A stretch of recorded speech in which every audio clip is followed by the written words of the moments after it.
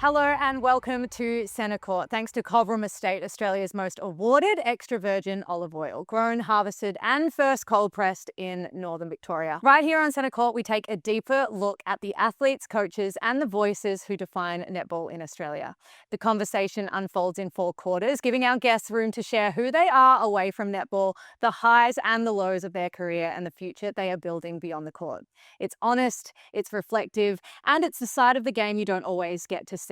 Today's guest excites me very much. She has carved out one of the most diverse and influential careers in Australian netball.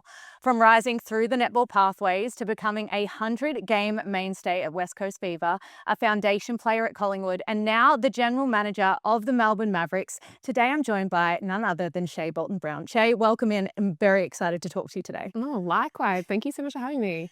I think there's so many parts of you as a person and as a netballer and now in admin that I'd love to touch on. But we start every episode thanks to Priceline. And the first question is always, what season of life are you in right now?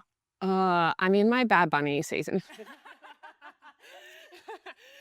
I'm in a really interesting era, I think. I think it's my eldest son's just started school, and I guess getting through that little kid stage. We're still in it, but I feel like I've really stepped back into my own self and working out where the mum, the boss, and just the Shae fits all together.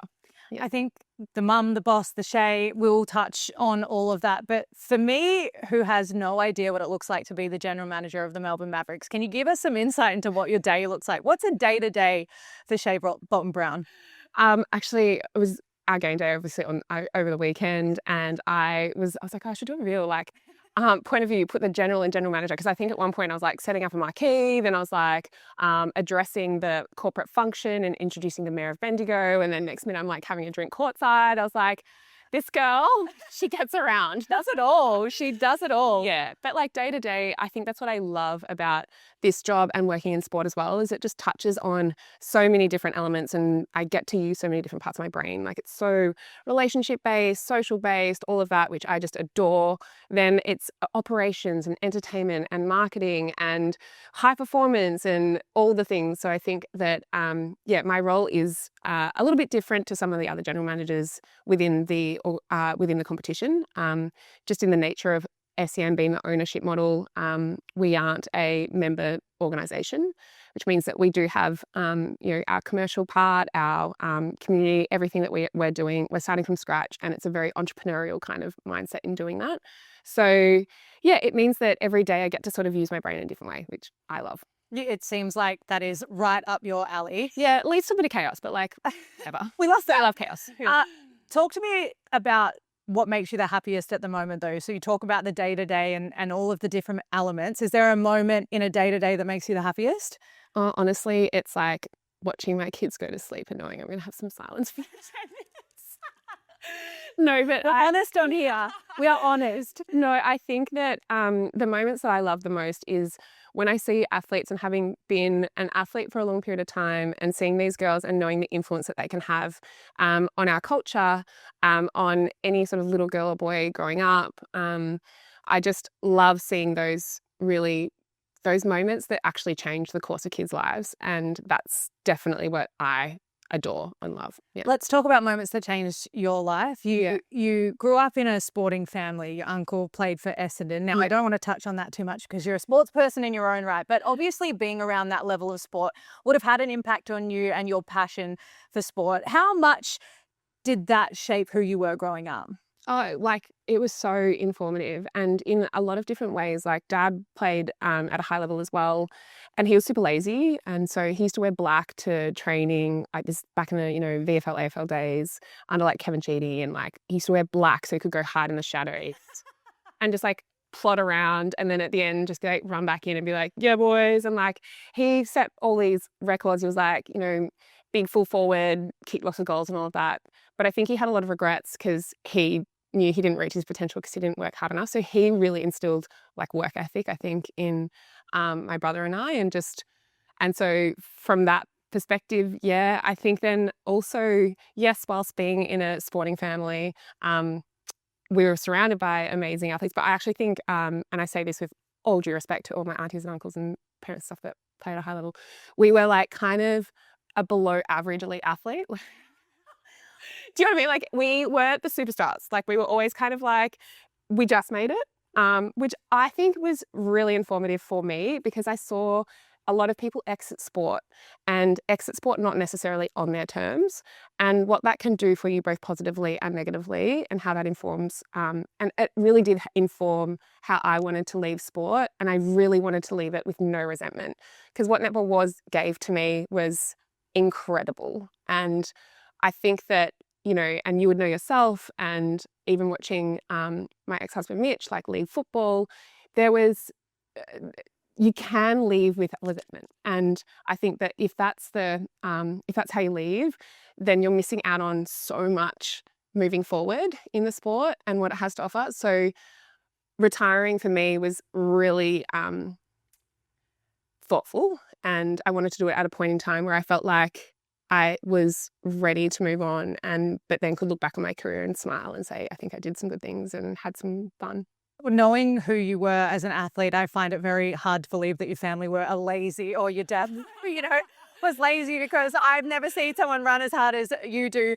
But that's all of the stuff in sport, which is so invaluable. And you said it was really informative. But what about Shae as a child away from sport? Who were you? What were you like at school? Who were you when it came to, just Shae as a child? Yeah, I think about it now. I mean, getting to the old age, I'm 36 at the moment. So I guess you start to reflect and you're like, well, and I can't help but think of my childhood in two halves. And it was like pre-divorce, post-divorce of my parents. And pre-divorce, I was an extraordinarily sensitive child, and also probably a real big, like I had a big red flag of like bully me on my forehead, I think. So that was like, that took up a lot of that first half, but had the security of like sort of a nuclear family, like sort of middle class, all of that. And then post-divorce was a different story. Both my parents struggled with mental health challenges in that process. And for me, it was like growing up overnight. And I think in that moment, netball was kind of became a really safe place for me. It was somewhere that I felt I was surrounded by these incredible women all the time. And I was like, man, this is an opportunity for me to do something. And I guess, feel safe. It's so nice to sit here with someone who's so incredibly open, and I can't wait to get to the other quarters that we have. But the one thing that I think will absolutely light up your face is when we start to talk about your boys. Yeah. Bowie and Rudy, they are a huge part of your life. Yeah. And you are a daughter, a sister, you're a former athlete, you're now a boss. Yeah. But you're a mum. Yeah. First and foremost, is that who you think you are? No. Oh. Yeah, no, absolutely not. And I think I've really come to terms with that. I think that I'm the best mum for those boys when I am not focused on being their mum. And I did lose myself in trying so hard. Like I think I approached motherhood in the same way I approached my career early on, in that I was like, I was like so scared. I'm like, I don't even know what I'm doing here. Like, I'm in charge of these things. And I was like, it didn't come naturally. So I was like reading everything and like researching, how do I be a mom? Like, and like in that, I was like, if I'm not good at this naturally, I'm going to have to learn it. And then that's when you get caught in that, like this identity around motherhood. And I definitely lost so much of what were my strengths. And I think now when life throws you all the different curveballs, I just go, I know that my kids are better off when I am the chaotic, just trying, doing things, falling over, getting back up, like that side of me. And yeah, my friends often joke, they're like, wow, I can't believe you've kept 2 kids alive. But I think they're resilient little kids. And I absolutely adore them, and that they are the light of my lives in that, and they keep me grounded and they keep me present. And I guess what they've taught me so much about like finding joy. And kids are just like these like little joy seeking machines, and that's what I love about being a mum so much, is that they've just reconnected me with like my child self, like that. And so for me, I have kind of reframed motherhood as not something that I have to achieve, but something I just get to enjoy and be like in, I guess. You talk about the impact that your parents had on you and everything that they taught you. You are who you are. What values do you hope that they have in their personality that you sort of bring to them? And what are their personalities like? Because I feel like your personality is so vibrant and it's exactly who you are and it's very real. Are you seeing that sort of come out in them at the moment? Oh, like for sure. And it's a bit scary. Like Bowie's really like wants to be just like his dad. I'm like, I'm so sorry, honey, but you are just like me. And like we butt heads so often, and I'm like, this is why, because we're so similar. But I think that particularly the ages that they are, I am seeing Bowie especially just become this little human. And I think that he used to be so shy, and just starting school now, you can see him just like coming to life and his confidence. And I just really want to nurture that and just make sure that, that he just keeps on being his quirky little self.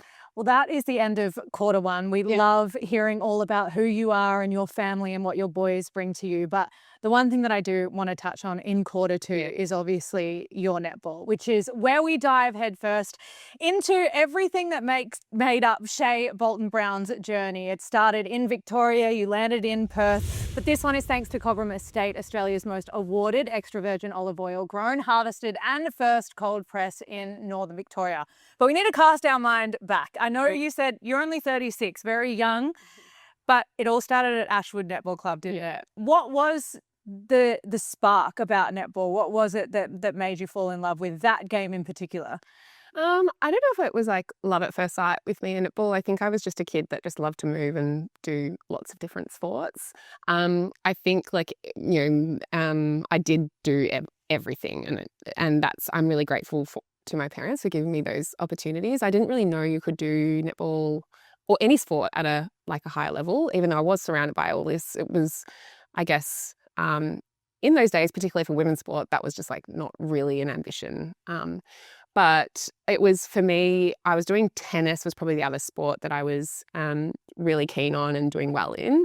And I think the team aspect of netball was always the winner, and just being around team, the social skills that I learned, and just the all of that, the different coach. Yeah, I loved it. It was just, So one of the biggest things that you probably achieved through your juniors in netball, because we'll talk about Kestrels and West Coast Fever and all of that, but it was the 2009 World Youth Cup, right? Yeah. So that is probably a very special memory for you. What do you remember about that time and being selected in that time? Yeah, that was it was definitely one of my netball highlights.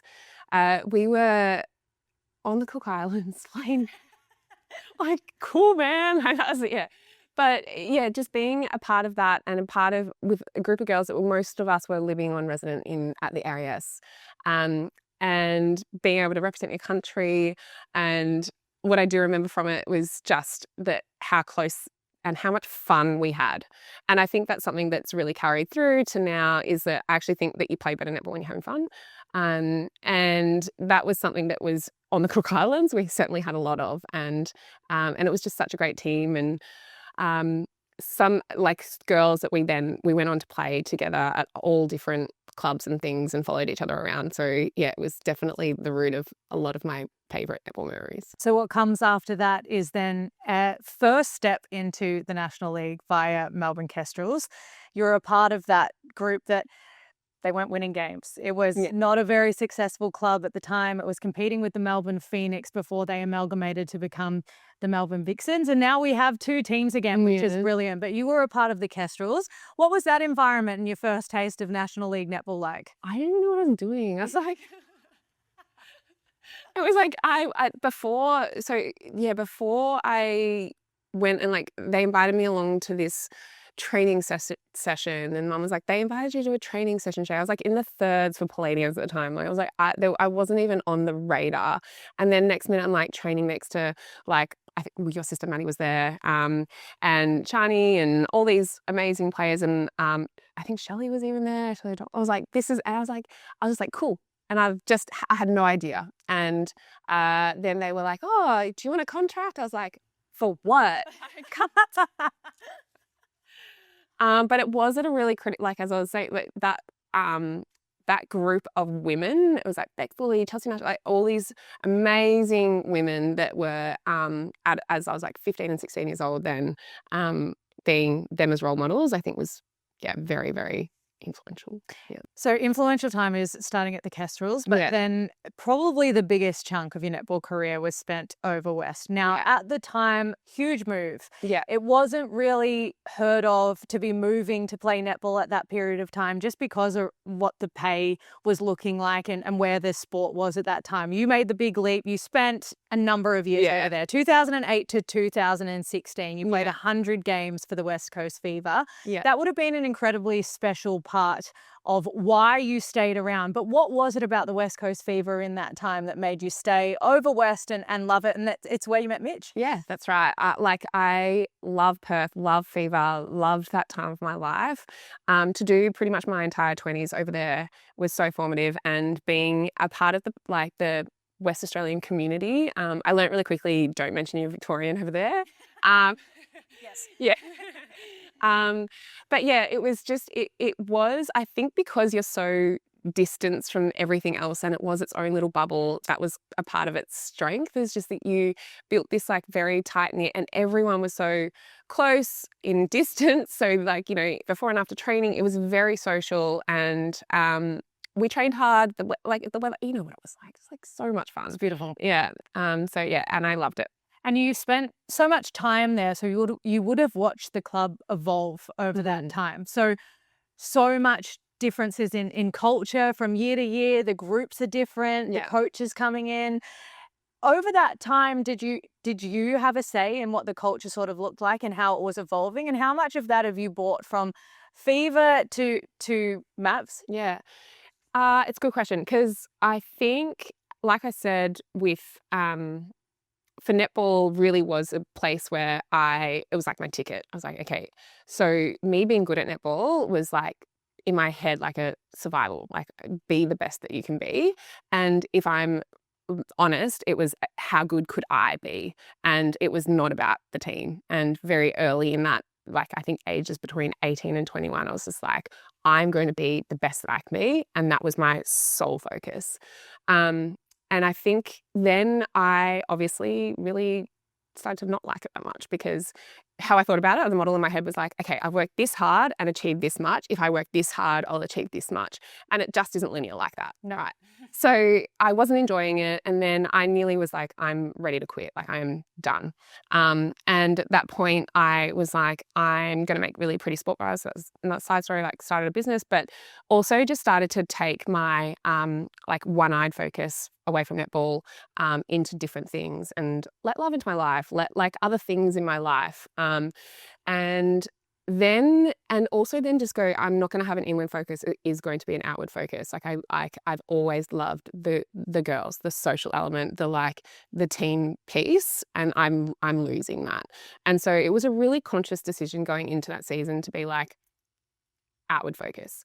And then to see that then in that situation, my netball actually got a bit better. I was like, what? And then being a part of, at the same time as going through that sort of personal development, the club and the sport was going through a huge growth phase as well. And I remember, you know, my first couple of seasons at Fever, it was like waving to like, hi mum, in the crowd, a couple of, you know, like 1,000 people at Challenge Stadium at the time, to now going over there and playing against Fever as a Maverick with it packed out is just extraordinary.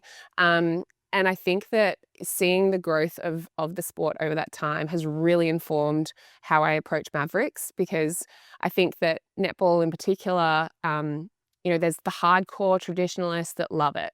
and they'll always be there. But what the opportunity netball has is to invite new people into the sport. I think Fever have done that extraordinarily well, and I take a lot of inspiration from my time being there and then watching from the outside as Mavericks. And I think that, you know, being trailblazers in the sport, that's what we aim to do. We want to bring new people in. We want to make it a place where people feel like they can be themselves and belong and all of those things. I think Fever do that extraordinarily well. And I think actually as a league, that's the direction that we're going in. And so I think it's been amazing to be sort of a part of that and watch it. I can attest to that as well, just on the Fever side of things. And I can see that Mavs are sort of doing that. I'm obviously not in the inner sanctum, but you can see from the outside that Mavs are really taking this everyone is welcome approach. And it's really exciting to see. We'll get to Mavs in a little bit, where we have to touch on your time at Collingwood. For both of us, maybe not our favourite period of that career. But for you, it also saw a change of position. It saw a change back to Melbourne, which is your home. Yeah. Speak to me a little bit, though, about returning home and then maybe your netball not being where you thought you wanted it to be, and that misalignment between being back in your safe place that maybe was Melbourne in your home, but also a really challenging time at a club. Yeah. It was an interesting decision to make. I was fully committed to going to being with Fever in that season. It was actually at a time where Mitch was in a bit of uncertainty with where he was going to play. And so we had a joint manager who was then just looking for both of us. And then Collingwood started the pitch. And like Collingwood, if there's one thing they know how to do, it's pitch.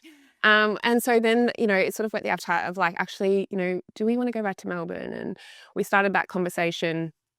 And for me, as I said, like it was never really about the netball. Like I really, honestly, I just knew netball was this thing that was so much more than what was happening once you cross the white line. And that for me, I think was a big part of the decision. This all-star team that they recruited in that very first year, to me was an absolute testament to netball as a sport where it's not a team of champions. It's a champion team. You need to be connected. You need to be it has to have that flow and thought of how to pick a team, I guess. And that's something that I think it's something I love about netball though. Like it's not about who is the best player. It's about how you can mix and understand what your strengths are and I think that that's something we really pride ourselves on at Mavericks, is like being a strength-based model. Like what are you the best at and what are you going to bring to the table? And that was something that I knew that I could bring, was that there was like way better players than me in that team. So I wasn't expecting to go over there and like walk on the court. So I knew I was going to have to work really hard. I knew I might have had to be a little bit creative in my approach to it as well. Hence the positional switch to GA. Yeah. I think that it was just such a interesting time. And like for me, I walked in day one and I took a rookie contract, if I'm like perfectly honest. Like it was like I was happy to not be paid what I might have been paid over at Fever. For me, it was like just an opportunity to try something new, have to change, to challenge myself. I walked in day one and I was like, look, you guys are Collingwood, so I don't care that you can't pay me that much, but like you're connected, so like hook a brother up. And so I was really fortunate in that time that I was introduced to someone that then was so influential on my career outside of netball. And so for my entire time at Collingwood, I was working pretty much full time. And I look at girls within the Mavericks environment now, and there's some girls that need to be fully focused on netball, and that's how they get high performance. Then there's some girls, and I'll like put like a Palmy in that category, where they actually need to be quite stimulated outside of the sport to get high performance. And so I am in that category. I need to be.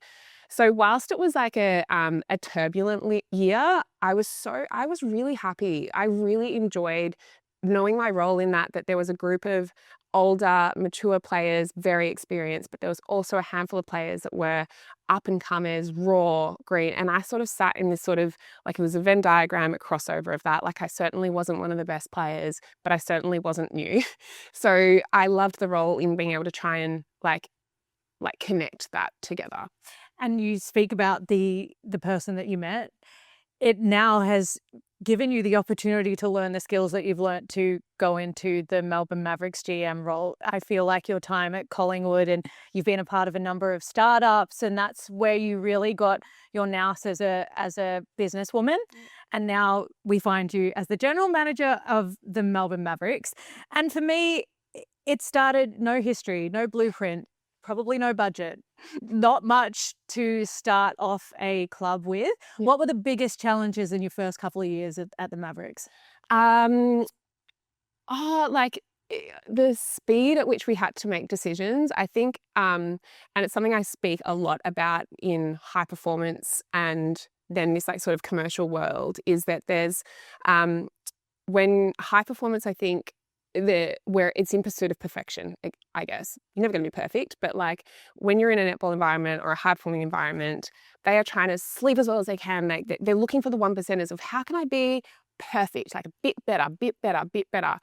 When you're starting up a club from scratch, done is better than perfect. So for me, the mindset of like perfection in building a club, like wanting it to be amazing, but not having the ability to, or the time to make it perfect in what you envision in your head. Like to me, that was a huge challenge, but something I'm so grateful to learn now. It's all about trade-offs. It's like, well, how can you, like, what are we going to trade off against here? Are we going to drop this ball over here so that we can get that ball that's going to move the needle way more, and vice versa? So I think, that I love like being in like that entrepreneurial mindset for me is something that I love to do. So I never thought I was going to be in sports administration. It certainly wasn't on my vision board. Like leaving netball, I wasn't like, I can't wait to get back and deliver back into it. I was like, I was ready to be a fan of it. And I was working in, in sort of empowerment investments. We were doing all these things where we were looking at opportunities to invest in great people with great ideas to change the world. That's what I was doing at the same time as netball. And from the outside, and I think like post kids, that was something that I wasn't connecting the dots on how it all fit together. And then, suddenly this opportunity between like a startup, my startup world, and my like knowledge of the netball arena. And there's this startup netball side. I was like, oh, it's like, this is like, that's me. And so, yeah, it was like the first month I was like kind of consulting in on it, and they're like, do you want to run this thing? And I was like, I think I actually do. Like the pace of it, the speed, that's what I think is so awesome about the opportunity at Mavericks. I don't think I would have done this job in another club, to be honest. I think that the way that we're going about it, where it is, we're respecting and we love the beauty of the core of what netball actually is, but what we're doing is challenging where it can go, and that's what I get really excited about. And one thing that you do talk about is often the Mavericks being unapologetically themselves. You are that. We can see that. How far away from that do you think you are, or do you think the Mavericks are living that at the moment? Oh, we've got so far to go. Yeah. I think that it's one thing to talk the talk, but to walk the walk's a different story.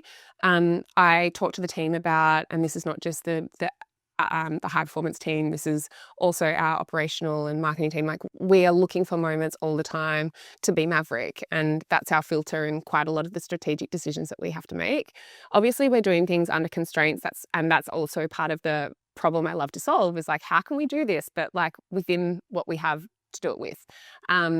So yeah, there's a lot, like if you wanted to just really blow the sport up and just like there's so many ideas, like we have too many ideas to be able to execute it on them. And the thing about sport is that the show must go on. There is a round one, there is a round two. It happens on a day at a time. So you have to just keep going. And so you can have the vision, but sometimes you might not be able to execute it on it perfectly. And that's what I think I love about working around here, is that, yeah, we're edging closer, but the journey of that is that I think the fun part anyway. So yeah. It's impressive to hear where you've started and where you're going and the amount of ideas that you have. I can't wait to see how many of them are executed, and it's great to have a brain like yours in netball and really pushing the boundaries. We're going to get to your goals and your legacy feats in quarter 4. But right now, before we get any deeper, which we will, let's add a little bit of sugar thanks to Struddies. Gear up this season with Struddies. Shop with Struddies because they're your buddies. Struddies.com.au. Now, this is our fast break. It's our quick fire questions. Some of my favorite questions in here, and I haven't given you any heads up, so this is straight off the cuff. Favorite SSN dress you've ever worn? Or ANZ? Oh my God. Yeah, no, I'm going Combang. Yeah, Kestrels. It's the zipper, flow, like bring it back. And it's bright orange. Bright orange, like Allied Pickfords, the Kestrels. Yeah, we were pretty much a high-vis netball uniform. I loved it. And I remember that. I feel like that's my childhood. Yeah. But also it was flowy. You felt comfortable. I don't know why we ever moved to A-line. Why? I want the undies in the dress. Undies in the dress. Love it. Rolling it down after the game with your zip. Like, oh my God. Okay, one player, past or present, you'd love to play with. Play with. I actually got to do this recently at the Fire 5 competition with Kira Tong. Oh, none of the girls right now are on the match list. Yeah. Oh my goodness. I reckon it's all of them. I'm like, Jez, can I bring my netball to training? Yeah, but I think and I chatted to the girls pre-game about how I actually am so inspired by all of them all the time, and just the way they approach their sport, their craft, their life, and that I think it's not even one individual, and that's what I love about this club is that we do celebrate individuals and their strengths and what they bring and being authentically them, but then the part that we apply over the top of that is when everyone brings their strengths to the table, the sum of the parts is just so amazing. And that's what I see in this group of girls is that they, I think, are being empowered by leadership within, Jez and Richo and our whole high performance team and SEN to bring their best selves and then interweaving that to make something that's even better. Like that's what I'm seeing play out. And I'm, we're early on in the season, but yeah, it just feels like I think it's the team. Yeah. Genuinely. Yes. I think it sounds like it's on the fence. No, that's okay. I'll answer it for you. For me, it's JLP. Yeah, well, I've been taken out by her a few times. So yeah. Love it. Most underrated teammate you've ever had? Underrated. This is going back, but KO Watts was like one of the ones that you just looked at her and you were like, how are you that good and smart? And yeah, I think that's something that underrated. Yeah, and I'm always going to rate those players, the middies, like the ones that just, of course. Favorite court to play on? ROC was pretty amazing. Love it. If you weren't a netballer, when we played, when I played for Collingwood, and we came back and played our first game at Fever. There was the 3 of us that had been at at Fever and went over to Collingwood, and they all thought we went over for all this money. We didn't, we went, and so we ran out of the court to money. Yes. And I thought it was hilarious. I was like, yes, this is what we want in the sport is and I remember playing on that arena as an away opposition was just the most fun but intimidating, but all of the things that sport is about, I think. I couldn't agree with you more. I think we should ramp up the drama piece and a little bit of the banter, a little bit of the teams, dissing other teams on their home court. Let's bring it. I love it. If you weren't a netballer or in admin, what else would you be doing? I love to write anything creative. Yeah. So novel? I write quite a lot anyway, but yeah, I've got quite a creative brain. Okay, last one. If you could relive one game, which one would it be and why? And the reason I love this question is because it can be one that you won. Yeah. And it was an awesome moment, or it could be one that you lost and you'd love to relive it. My 100th game was one we won, and I think and we were talking about this before we got on air, but just breathing it in, I think these are the moments you look back on, and I think that quite often in high performance, when you win, it's relief, and when you lose, it's heartbreak. And I'm like, that seems wrong. When you win, you should breathe it in, you should celebrate it no matter what. And like some people are like, oh, but it's like, you can't go too early. I'm like, we need to get some joy. Yeah, it's like this has to be and that feeling of joy should like power you to the next one. And like you see people that win, you know, they've won one premiership and then it's 2, it's 3, and like that is you do it. You're chasing that next little high, but you've got to appreciate the high when you're in it. So, yeah, that was one that does stick in my mind.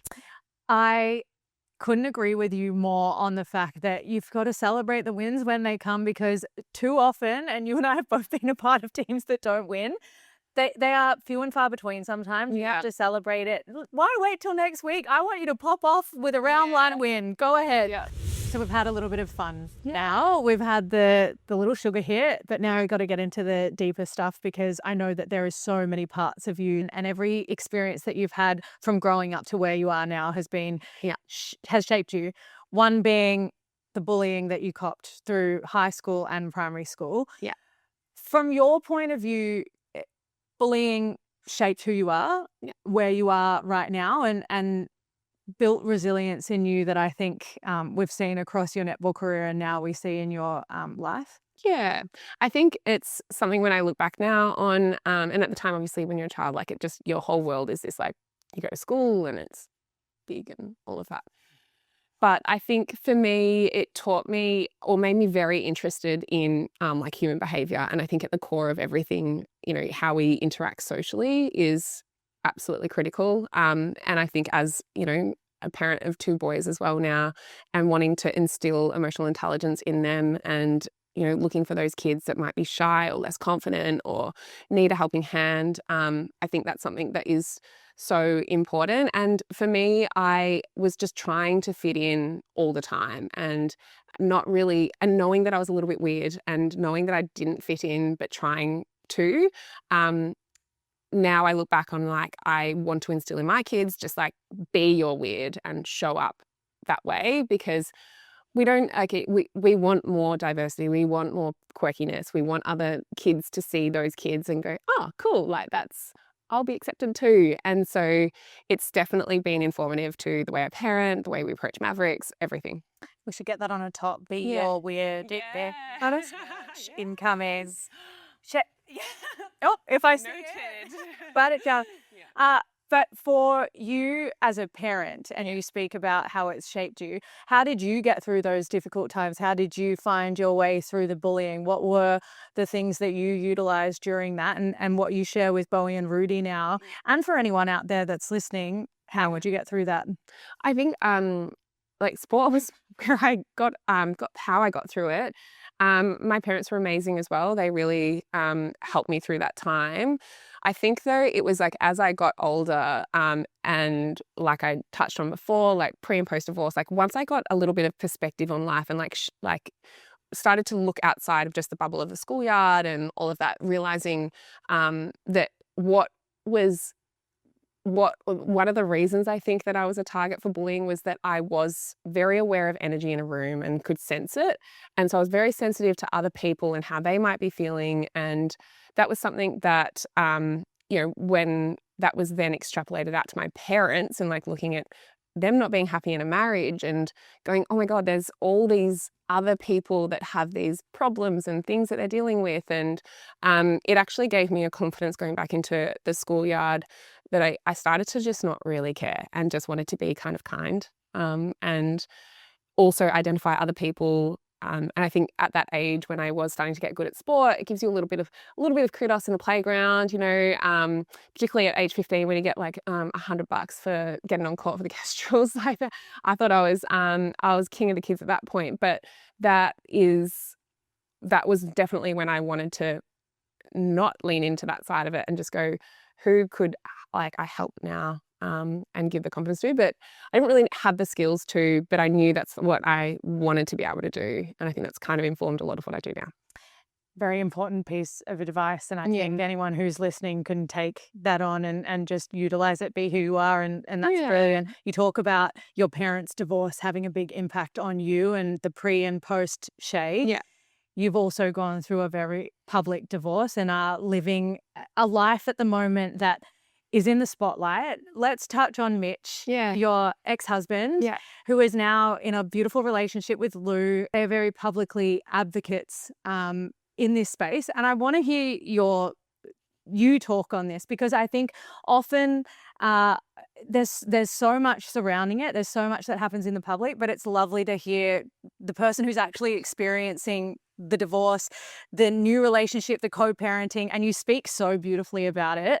Where does everything sit for you at the moment in terms of Mitch and Lou, your kids, where you sit? Where's Shae at the moment? Yeah, I think I'm in a really amazing space at the moment. I feel I've never been more confident in who I am as a person, and I think I think I'm like edging towards, like, I always admire these like 40-plus-year-old women that just are like, they're just who they are, and I feel like I'm on that edge of that at the moment. It just is, and it's not to say the last 2 years it's been a really it's been a ride, but I feel that on the other side of it now, I've just come from coffee with my co-parents in Lou and Mitch after we dropped Bowie off at school, and I think the love and respect that we've developed for each other has been, and seeing that for the kids, because everything, like the feedback you get when you're going through a separation is like, but what about the kids? And I think that's something that Mitch and I were just so aligned on in navigating it, was that what is best for the kids. And I think that that centering has always kept us really grounded, because I think, there's always going to be so much noise that happens when you're going through a relationship breakdown, particularly, we'd been together for 16 to 17 years and had grown up together essentially. I think us navigating heartbreak was an interesting one, because we had been together so long. We were kind of breaking each other's hearts at the same time as wanting to confide in each other about each other's heartbreak. So it was just such a interesting time, but at the center of it was these two amazing little boys, and I feel really proud that we are navigating it. It doesn't say that it's easy all the time, but it feels like, and you never know, because you don't have the benefit of hindsight until you get to look back on it. But what I am seeing right now is that these boys have got so much love surrounding them, and as long as that's true, I feel like we're going to be okay. Co-parenting can take many different forms, and yours looks the way it does. For anyone who's going through something similar, what word of advice would you give them, and what have you learnt through this entire process? Yeah, I think I don't have advice, because what I have learnt is that everyone's situation is so different. And I think, it's something Lou, Mitch and I have talked about, and it's something that, when Mitch came out as bisexual last year, in the way that he did, there was obviously all of the queer side of that we were, that was a part of the conversation. But the thing that I was getting hit up the most about was this like co-parenting side and how we navigate that. And I know that there weren't enough conversations about this when we were trying to navigate it. So I think, now we are in a space where we are more than happy to talk about our experience and want people to be able to, feel a sense of relatability or not in those stories. Because I think that's what I wanted in that time, was like just more stories of it, even if it looked different. So I think that's the sort of perspective that Lou, Mitch and I have on it, is that we're happy, we're an open book on it, not because we know how to do it, not because we've conked it in any stretch of the imagination, but I think that the more that we can make that you can make families look and feel a different way, the better off we are, and those stories are put in front of mind, I think is important. You speak about Mitch coming out and how it was history being made in the AFL, and you've often spoken about how proud you were as his ex-partner navigating through that. But is there a moment that you look at yourself and you say how proud you are for what you've navigated over the last couple of years? Yeah, I think, and it's probably not something that I've spoken about before, but and it was not something that I intended on speaking about until with Mitch and now his very public profile, I get so many questions about it.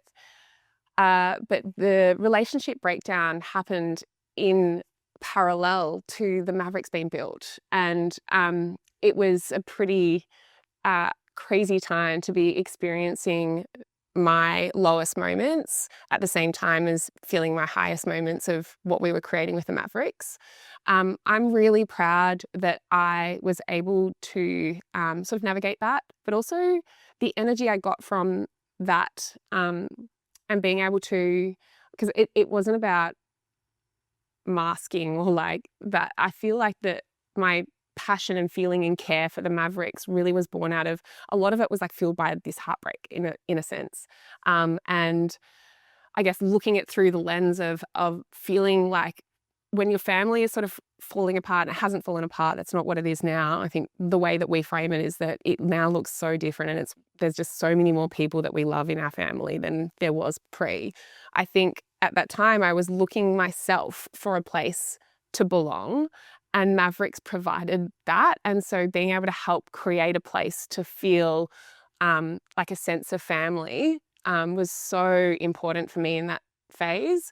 And knowing how important for me it was made me think, how important is this for our fans, for our players, for our partners, for all of it? And so it really did fuel that in a sense as well.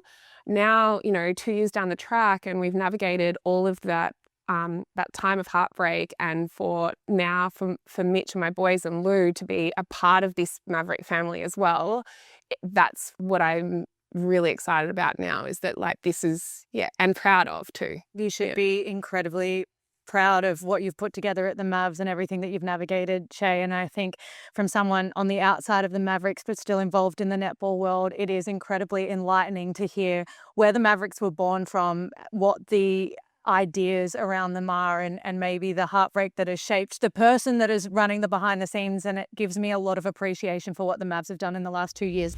We are coming to the end of the podcast, and this is the legacy quarter. And so we're going to start this one with the HCF moments that matter. Shae Bo, I'm going to call you that because so far. Yeah. Shae Bo, what is a moment that mattered to you? Is it a moment that broke you, a moment that made you? What's your HCF moment that mattered?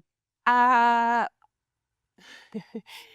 think round one of 2024 Mavericks first game, looking up into the crowd at JCA, seeing a dress that we had designed with partners that we had pitched, with fans that we had brought into a building, that was a huge moment for me and for this club. And I think knowing that when you're in an arena, everything else like can stop mattering. And so for me, that moment, I remember it so vividly. It's like etched into my brain, because like, as we've just spoken about, there was so much other stuff happening on the outside. And I think that that's the power of sport, is that you can bring people in and they can just have a moment where they can forget and just lean into joy and fun and entertainment, and having, amazing athletes be these incredible role models, so strong, so fearless, brave, all the things. And I just was like, wow, we've created this. And for me, that it's a moment that will stick in my mind forever. So you've done so much. You're a mum, you're a daughter, you're a sister. We've mentioned all of that. You're a former netballer, you're now a GM. What do you hope that your legacy is? You talk about the moment where you looked up and you saw all of that, but what is Shae Bolton Brown's legacy? What do you hope that says about you? I think that I am not a netballer, I'm not a mum, I'm not like any of those things in one category. And I think that though I look at the athletes that are currently playing, and I'm so passionate about women's sport, and I'm so passionate about the stories that these athletes have and the influence that they can have on our culture. And that's what I'm seeing. And it's not just women's sport. I mean, in Mitch's case, and being this advocate in the queer community, and what he's doing for Australian culture at large, I think is amazing. That is the opportunity that I think we all have, and that I have within this space as well. I just want to put like as many of these girls on the map as possible, because they're incredible. They've got so much influence, and I think, in a world where we could do with a bit more joy and inspiration, I want to make sure that can keep creating that. Yeah. So when people talk about Shae Bolton Brown in 10, 20 years time, what have you done? Oh, my hair's gonna be like down to here, all grey, and I'm just gonna have heaps of really good stories. Actually, that's the era I'm in. I'm in my yes girl era. I just say yes to everything. And I think that, yeah, I'd just love to have a diverse bunch of stories that people are like, what? Like, and then you did, what? Okay, cool. So you're building, you're creating, you're Oh, yeah. having the moments, you're sharing them with the people that you love. Yeah. What is next for you? That's a good question. So I think pre-Mavs and pre-breakup, pre-whatever, I was a big planner, like someone that wanted to look into the future and could like go, and it was something that Mitch will talk about as something that it was like our ongoing fight. He's like, just be in the moment. And I'll be like, yeah, but someone's going to think about like the, you know, our superannuation. Right. Yeah, and so he's like always been in the now, and I've always been someone that like has looked to the future. And I think now I've changed my view on that, and I think I am very much. I think if I continue to live a values-led life where I know that I am after adventure, connection, love, my family, like as long as I'm making decisions every day, that's going to lead me there. Because I think that I got here by doing that. Really, I didn't know that this was going to happen. I didn't know all of the things I didn't have in my control were going to happen. I get a little bit like it's jarring to me to be like, "What's your vision?" I'm like, "No, I think I'm just." You're here and now. I'm here and now, and who knows what's going to throw at us. Well, it has been absolutely brilliant to sit down and talk to you and pick the mind of such a smart, tenacious, sure, values-driven person. And Shae, I think a lot of us can learn a lot from you. So thank you so much for your time on Centre Court today. And I can't wait to see what the Mavericks do now and you do now and in the future. And all the best for everything. Thank you so much, girls. That was Centre Court, thanks to Cobram Estate, Australia's most awarded extra virgin olive oil, grown, harvested and first cold pressed in North Victoria.